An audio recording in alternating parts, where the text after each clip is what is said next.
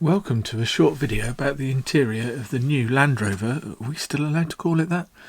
Defender 130. There are probably 130 more reviews out there on how the Defender drives, so while we watch some lucky test driver hooning around the sand dunes somewhere in the Middle East or Africa, I can at least confirm that with no change in width or wheelbase, the 130 is still a very nice drive, so I'm not going to cover that in this short video. Instead, we're going to take a quick look around the new 130 interior. Now, I do need to apologise about my heavy breathing in the video. Unfortunately, I didn't realise that that was happening while recording, and I can't redo the audio. I've no idea really what I'm doing. First YouTube video, so recording this stuff is an adventure for me. So I hope what I did manage is useful to somebody.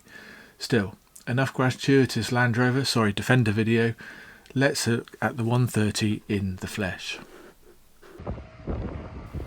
So here we are, Defender HSE D300 in X-Dynamic trim.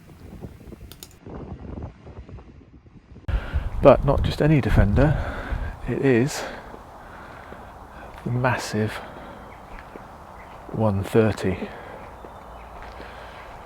So, inside the back, all the seats up, not much boot space, but I think we all knew that. One just hiding down there, 12 volt socket, and I've folded up and put there the tonneau cover that, well, it doesn't cover much, does it? Under here, jack, etc., but rather big and beefy bit of cross member there.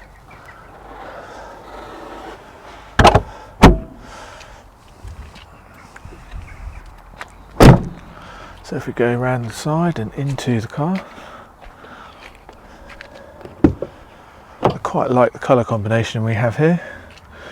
We have 3-way air conditioning or climate control. However, you'll see down there we've got 4 blanking plates for where there used to be USBs, and a quick look around, not really anywhere else for anyone to charge.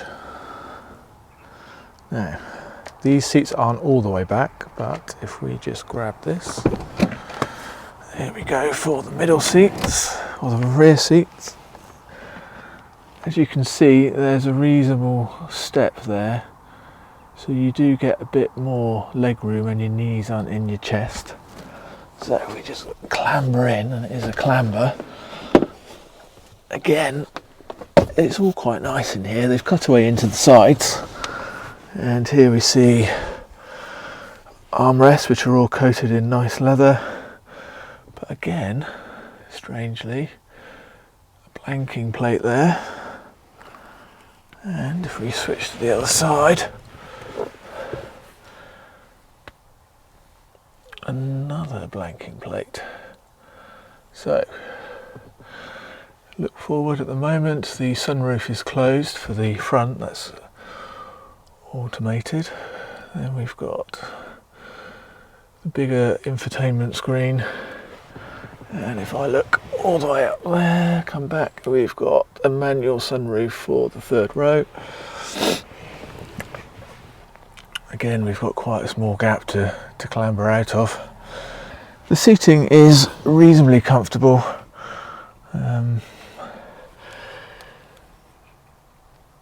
think you can get 2 comfortably, 6 foot in the 3rd row. 3 would be a push. I think the Discovery has the edge on it for space in the back row, but it depends what you need to do. Now, if we clamber out,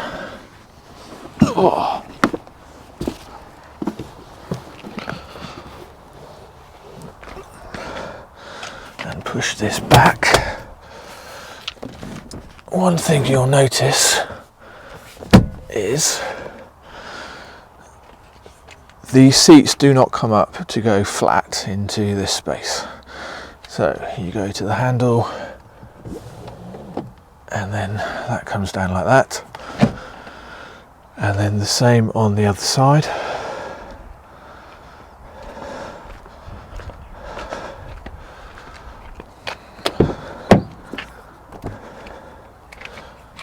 Pull up the handle, down it goes. It's not that flat, and that is it. These seats don't move because they have to go backwards and forwards on rails to access the third row. And then tip these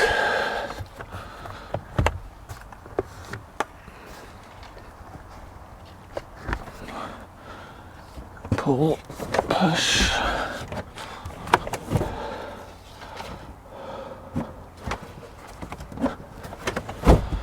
And we have what looks like, at this angle, quite a bit of load space. However, when we go round, it's not very flat, as you can see.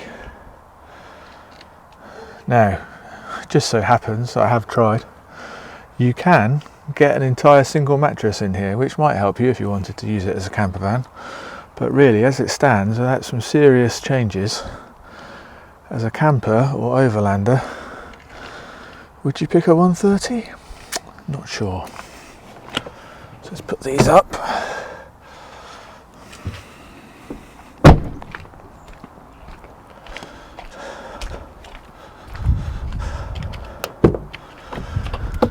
And to put them up, you just lift. Back to normal. Then you get the other issue, really, is there is quite a step here, and also the load space isn't that flat.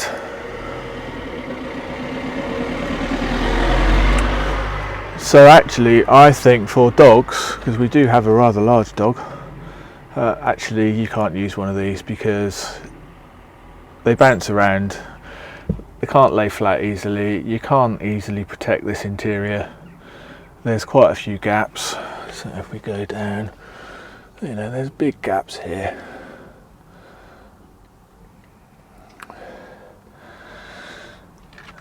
All of which means for a dog, difficult divider in here, difficult. I'm not quite sure where you'd fit the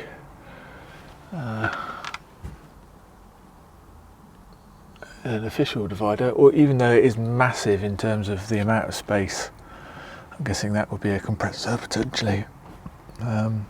So yeah, it's hard to see. It's quite a niche market for this. You really need to want a minibus almost, as opposed to something that has potentially a very large flat bay like a Discovery 4 or Discovery 3, or even to some extent the Discovery 5 does a better job, because at least the rear seats go flat. The other problem with this kind of trim, especially with a dog, is you've got a gloss bumper. Getting in and out is just going to be scratches everywhere.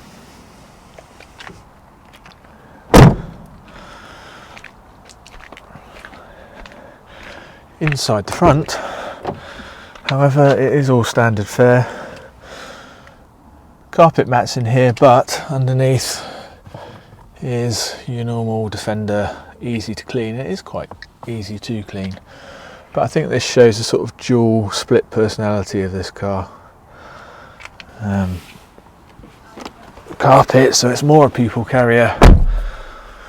Infotainment screen is great. I love the Pivi Pro. No problems there. It's good to see the interactive driver display in there rather than the fake analog dials. Again, a couple of USB points here in the front, but another blanking plate where one could have been there, and no wireless charger and no fridge. Now this is the X-Dynamic D300 HSE 130. So not a cheap car, around 83,000. Again, you can see here there's no actual clear sight rear view mirror, but the visibility is not horrific, although there's nobody in here, but the headrests are up. You can see, but in the dark it's very difficult because you just can't see the extremities, and the cameras just don't work in the dark. There's no lighting, so it takes a bit of getting used to, let's say that. So there's a quick look around the new Defender 130, and hopefully that gives you a view of some of the features in it and some of the things they've taken away, which reminds me, the one last thing. I didn't believe this when I first heard it. But here we go, there's the car.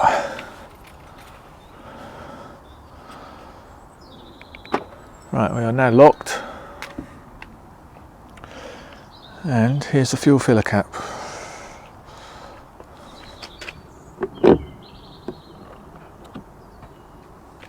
There we go. Still locked.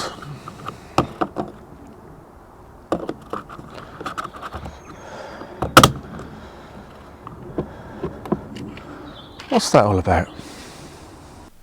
So, in between the time it's taken me to record this and pluck up the courage to try and put this onto YouTube, it seems that Land Rover, JLR under the brand Defender have released a 130 Outbound edition, which gets rid of that third row of seating and gives you a proper floor for your boot. However, you still don't get flat folding second rear seats, but you do appear to get maybe some USB ports that were missing on the X-Dynamic edition. So we'll see. Anyway, this leaves you with just one remaining problem.